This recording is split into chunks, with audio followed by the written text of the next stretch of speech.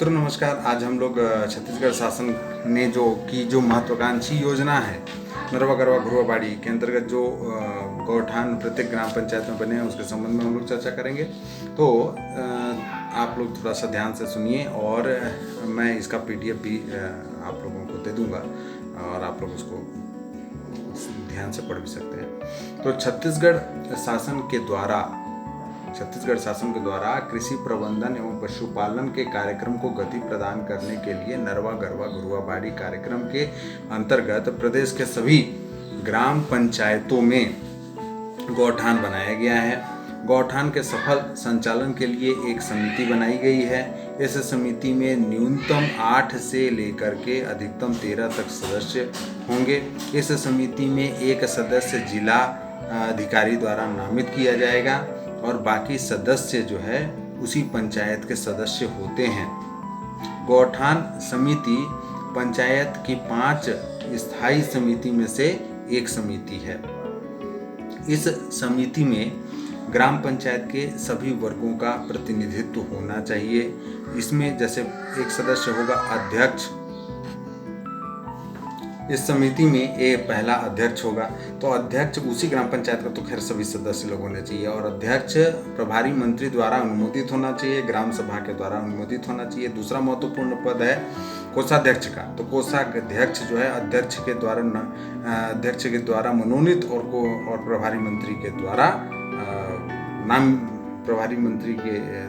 अनुमोदित होना चाहिए।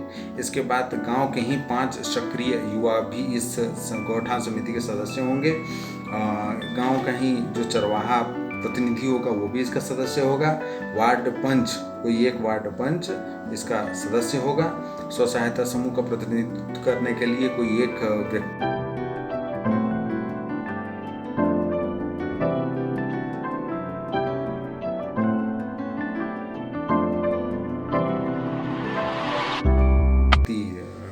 महिला उसकी सदस्य होगी। कृषि सखी है ना, पशु सखी, इस प्रकार के जो होते हैं वो उनका एक मेंबर प्रतिनिधित्व करेगा। सरपंच इसका सदस्य होगा। पंचायत का जो ग्राम पंचायत का जो सचिव है वो इसका सदस्य होगा और शासकीय कर्मचारी, जैसा कि मैं पहले ही बता चुका हूँ कि जिला प्रशासन किसी एक व्यक्ति को अपना रखेगा तो वो ये है ना। तो गौठान समिति जो है वार्षिक कार्य योजना बनाएगी कि आगामी वर्ष में वो क्या क्या चीज़ करने वाली है ना। उस प्रस्ताव में वो जो भी प्रस्ताव बनाएगी उसका अनुमोदन वो ग्राम सभा में लेगी। ठीक है, बिना ग्राम सभा की अनुमोदन के कुछ नहीं होना जाना है। तो जैसे वो क्या बनाएगी कार्य योजना, तो गौठान में पानी की व्यवस्था के लिए बनाएगी, बिजली, शेड, पैरा कुट्टी मशीन, चरवाहा कक्ष, पशु चिकित्सा इत्यादि बातों के लिए वो अपना योजना बनाएगी। गौठान द्वारा निर्मित उत्पाद के क्रय विक्रय की योजना भी यही समिति बनाएगी, है ना। क्योंकि गौठान जो है बहुत सारी चीज़ों का निर्माण कर सकता है ना। क्या क्या निर्माण कर सकता है? गोबर से गोबर खाद बना सकता है, वर्मी कंपोस्ट बना सकता है, गोबर का अगरबत्ती बना सकता है, धूप बत्ती बना सकता है, गोबर का कंडा बना सकता है, गोबर गैस बना सकता है, कीटाणुनाशक बना सकता है, दिया बना सकता है, गोबर के विभिन्न प्रकार के मूर्ति बना सकता है। तो इस प्रकार से बहुत सारा चीज़ बना सकता है। तो वो सबके कहाँ बिकेगा? सबसे पहले तो ये प्रयास करना चाहिए कि जो भी निर्माण हो गौठान में उसका विक्रय गांव में ही हो जाए। अगर गांव में नहीं हो पाता है तो फिर अन्य शासकीय विभागों की सहायता से उसका विपणन दूर भी करवाया जा सकता है ना। गौठान समिति के संचालन के लिए किसी व्यक्ति को या एसएचजी समूह को अस्थायी रूप से संचालन के काम दिया जा सकता है उनको, है ना। और गौठान समिति उसको इसलिए पैसा भी देगी, मतलब वेतन भी देगी। और अगर उसका काम पसंद आता है तो उसके काम को बढ़ाया भी जा सकता है। ठीक है, उनका जो पद रहेगा वो बिल्कुल अस्थायी होगा। तो वो करेगा क्या? तो वो जो प्रबंधक है वो गौठान की साफ सफाई करेगा, मवेशी का पानी चारा की व्यवस्था करेगा, गोबर का एकत्रीकरण करेगा, गोबर खाद बनाने की आवश्यक कार्रवाई करेगा इत्यादि, पूरा देखभाल करेगा वो गौठान का, है ना। और गौठान समिति का जो सचिव होगा वो प्रत्येक बैठक में इस विषयक प्रतिवेदन गौठान समिति के समक्ष रखेगा। गौठान का जो गोबर है, गौठान में गांव के सारे मवेशी आएंगे तो गोबर एक जगह होगा, है ना, तो खूब ज़्यादा गोबर होगा। तो गौठान का जो गोबर है वो किस गौठान समिति का होगा, और गौठान और गोबर, उस गोबर का कैसा उपयोग करना है वो गौठान समिति अपने स्वविवेक से निश्चित करेगी। वो चाहे तो बेच दे उसे, वो चाहे तो चरवाहा को दे दे, वो चाहे तो एसएचजी समूह को दे दे, या वो जैसा करना चाहे, गौठान समिति की वो संपत्ति होगी, है ना। हर सप्ताह गौठान समिति के 3 सदस्य जा करके निरीक्षण करेंगे गौठान का कि वहाँ का काम ठीक ठाक हो रहा है कि नहीं हो रहा है। गौठान समिति की कार्य योजना का अनुमोदन ग्राम सभा में होगा। वो वर्ष में कम से कम 2 बार तो होगा। कब कब? एक खरीफ से पहले, खरीफ फसल से पहले, और एक रबी फसल से पहले। गौठान समिति जो है वो अपना एक चरवाहा रखेगा, ठीक है। अब वो चरवाहा एक रखेगा कि 2 चरवाहा रखेगा कि 10 चरवाहा रखेगा, ये इस बात पर निर्भर करेगा कि उस गांव में पशुओं की आबादी कितनी है ना। अगर एक चरवाहा से हो जाएगा तो 1 चरवाहा रखेगा, अगर 4 की जरूरत है तो 4 रखेगा। तो पहले जैसे चरवाहा होते थे, वो चरवाहा को वेतन पशु मालिक देता था, उसी प्रकार से अभी भी जो वो चरवाहा होगा वो पहले ही की भांति पशु के मालिक से ही पैसा लेगा वेतन। लेकिन यदि गौठान में वो लेकर के आता है पशु और इसके साथ में अतिरिक्त काम भी करता है, जैसे अगर वो टीकाकरण का काम करवाता है या बंधीकरण का करवाता है या कृत्रिम गर्भाधान का काम करवाता है, तो इसलिए उसको गौठान समिति उसको वेतन अलग से देगी। और वो क्या काम कर रहा है ये सब रजिस्टर में अंकित होना चाहिए, और इसकी जिम्मेदारी गौठान समिति की है कि चरवाहा ने क्या क्या काम किया है उसका सही ढंग से लिखित साक्ष्य हो और उस हिसाब से उसको पेमेंट किया जाए, ठीक है। अच्छा, गांव में कुछ पशु जो होते हैं वो आवारा पशु भी होते हैं, तो उस आवारा पशु के लिए वो आवारा पशु भी गौठान में ही रहेंगे भाई, है ना। और उन आवारा पशुओं का चिन्हांकन कर लिया जाएगा, जैसे उनमें टैग लगा दिया जाएगा या उनके सींगों को कलर कर देकर हम पता कर लेंगे कि वो आवारा पशु हैं, और वो आवारा पशु भी गौठान में ही रहेंगे, है ना। उस आवारा पशु के लिए चाहे तो गौठान समिति अलग से चरवाहा नियुक्त कर सकता है और उनके लिए स्थान भी आरक्षित कर रख सकता है। क्यों? जो पशु हैं, पशु मालिक के घर शाम को चले जाएंगे, दिन भर गौठान में रहेंगे, शाम को पशु मालिकों के पास चले जाएंगे, लेकिन जो आवारा पशु हैं वो थोड़ी ना जाएंगे। तो इसलिए उनके लिए, उनके सही ढंग से रखने के लिए एक चरवाहा चाहे तो गौठान समिति रख सकता है, और ये सुनिश्चित करना गौठान समिति का काम होगा कि उन आवारा पशुओं से क्या कुछ काम लिया जा सकता है, क्या उनको आर्थिक प्रक्रिया में जोड़ा जा सकता है क्या। जैसे अगर मान लीजिए कोई 2 पशु हैं जो कि मान लीजिए कोई बैल हैं जो कि आवारा हैं, तो उनको किराए पर जोतवाया जा सकता है, किराया दे करके गौठान समिति के द्वारा, है ना। उनसे माल ढुलाई का काम लिया जा सकता है। तो इस प्रकार से अगर आवारा पशु हैं तो उसको आर्थिक प्रक्रिया में भी जोड़ना है, ये जिम्मेदारी भी गौठान समिति की है।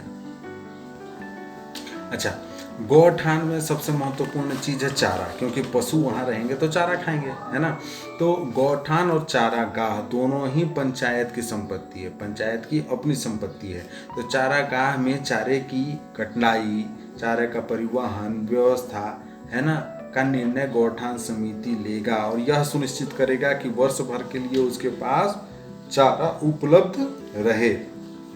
गौठान समिति कृषि विभाग से सहायता ले लेगा या अनुभव वहाँ के गौटिया लोगों से, अनुभवी व्यक्तियों से विचार विमर्श करके चारा की व्यवस्था करेगा।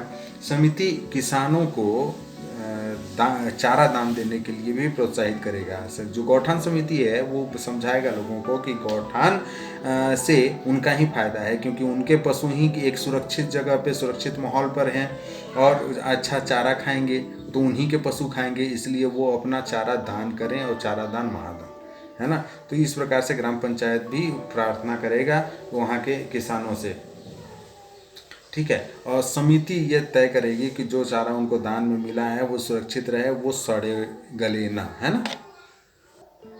और गौठान के सफल क्रियान्वयन से अगर कोई किसान दूसरा फसल ले पाता है, क्योंकि वो पहले तो पहला फसल लेता था लेकिन अब दूसरा फसल भी ले पाता है, तो उसमें महत्वपूर्ण भूमिका गौठान की है। तो इसलिए ग्राम पंचायत ग्राम सभा प्रार्थना करेगी कि आप अपने उपज का 50% चारा गौठान को दान करें, ठीक है। गौठान समिति पशु विभाग से संपर्क करके वहाँ के सारे पशुओं का टीकाकरण का काम करवाएगा या फिर किसी ऐसे व्यक्ति को प्रशिक्षण दिलाएगा जो कि टीकाकरण का काम आसानी से कर सके। गौठान समिति ये भी सुनिश्चित करेगा कि वहाँ जो पशु हैं उनका स्वास्थ्य अच्छा है, और इसके लिए वो जिम्मेदारी भी तय करेगा चरवाहा को और प्रबंधक को कि आपकी निगरानी में सारे पशु होने चाहिए और स्वस्थ रहें। गौठान समिति गौठान से उत्पादित उत्पाद जैसे खाद, कीटनाशक, गोबर गैस, चारा, है ना, गोबर का दिया, गोबर का धूप बत्ती का प्रबंधन एसएचजी के माध्यम से करवाएगा या गांव के ही बेरोजगार लोगों से करवाएगा, और अधिक से अधिक लोगों को रोजगार उससे मिल सके ऐसी व्यवस्था वो करेगा। और उत्पाद का विक्रय दर समिति ही तय करेगी, ठीक है, गौठान समिति ही तय करेगी। और सबसे पहले इसके लिए वो बीज विकास निगम NRLM से सहायता लेगी, विक्रय व्यवस्था का निर्धारण करेगी, परंतु समिति सबसे पहले ये सुनिश्चित करेगी कि जो उत्पादन है उसका खपत पहले ग्राम में हो, अगर ग्राम से बच जाता है तभी हम बेचें, ठीक है। और समिति में ये जब इतने ज़्यादा काम होंगे तो वहाँ सारे चीज़ लिखित साक्ष्य में होने चाहिए, इसके लिए वो वहाँ कई प्रकार की पंजियाँ होना आवश्यक है। तो ये पहला पंजी होगा कैश बुक, है ना, बैठक पंजी, चेक पंजी, गौठान पंजी, मृत पशु पंजीयन पंजी, समिति पंजी, आगंतुक पंजी और ग्राम सभा प्रस्ताव पंजी। तो इस प्रकार से ये कई प्रकार के पंजी रखना गौठान समिति के लिए आवश्यक होगा। गांव के सभी मवेशियों का परिवार आधारित पंजी भी रखेगी गौठान समिति, है ना। और पशु पंजीयन व्यवस्थापन हेतु प्रत्येक परिवार से शुल्क भी ग्राम गौठान समिति ले सकती है। समिति के आय व्यय की जानकारी कोषाध्यक्ष, गौठान का जो कोषाध्यक्ष है वो उससे लिया जा सकता है। पूरा पैसा बैंक अकाउंट में ही रखना होगा और खर्च समिति के प्रस्ताव के आधार पर ही करना होगा। और ग्राम सभा जब होगी, ग्राम पंचायत के अंतर्गत जो ग्राम सभा होगी तो उसमें ग्राम पंचायत का जो सचिव है वो गौठान के आय व्यय का विवरण ग्राम वासियों के समक्ष रखेगा। जब गौठान समिति इतने सारे उत्पादन करेगा तो उसके पास पैसा भी होगा। अगर उसके स्वयं का उपार्जित आय को खर्च करना चाहता है गौठान समिति, अगर 5 लाख से कम है तो समिति 100 विवेक से खर्च कर लेगी। अगर 5 लाख से 10 लाख के बीच अगर खर्च करना है गौठान समिति को तो वो ग्राम सभा के अनुमोदन के मतलब ग्राम सभा का अनुमोदन तो होना ही चाहिए, लेकिन उसमें भी जब ग्राम सभा में हो जाए तब करेगी। अगर 5 लाख से 10 लाख के बीच, है ना, अगर 5 लाख से 10 लाख से 20 लाख के बीच अगर खर्च करना है तो गौठान समिति और मुख्य कार्यपालन अधिकारी जिला पंचायत की सहमति से होगा। और यदि 20 लाख से 50 लाख के बीच खर्च करना है तो मुख्य कार्यपालन अधिकारी जिला पंचायत और गौठान समिति दोनों के राय से, सहमति से, संयुक्त सिग्नेचर से होगा, ठीक है। तो ये हमारा गौठान समिति का जानकारी था। आशा है आप लोगों को पसंद आया होगा। हम लोग ग्राम पंचायत में गांव में रहते हैं लेकिन गौठान के बारे में नहीं जानते हैं। सरकार अपना इतना पैसा अपना मशीनरी खर्च कर रहा है और गांव के निवासियों को ही नहीं मालूम है कि गौठान में हम क्या क्या फ़ायदा ले सकते हैं। तो गौठान की जो भूमि है उसमें आप खेती कर सकते हो, सब्जी लगा सकते हो। और गौठान समिति गांव के जानकारी को बढ़ाने का एक केंद्र है, नवाचार को बढ़ाने का केंद्र है ना। तो मेरा आशा है कि आप सभी गौठान जाएं और गौठान को एक गांव के सांस्कृतिक विकास की राजधानी बनाएं। जो गौठान हो हमारे गांव का, वो ऐसा हो कि हमारे गांव की जानकारी, हमारे गांव की संस्कृति वहाँ से